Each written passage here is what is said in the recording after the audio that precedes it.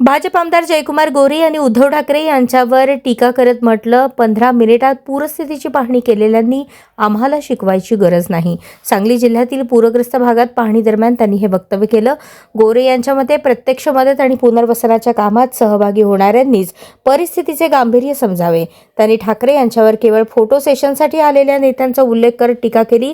या विधानामुळे राजकीय वातावरण तापले असून पूरग्रस्त मदतीच्या मुद्द्यावर पक्षामध्ये आरोप प्रत्यारोप सुरू आहेत. शेतकऱ्यांना काय अपेक्षित आहे, काय नुकसान झालेलं आहे, कुठं जमीन वाहून गेलेली आहे, कुठं घरं वाहिलेली आहेत, कुठं घराचं नुकसान झालेलं आहे, कुठं दुकानाचं नुकसान झालेलं आहे, कुठं जनावराचं नुकसान झालेलं आहे, या सगळ्या गोष्टीची जाणीव सरकारला आहे आणि आम्ही स्वतः जाऊन बघितलेलं आहे.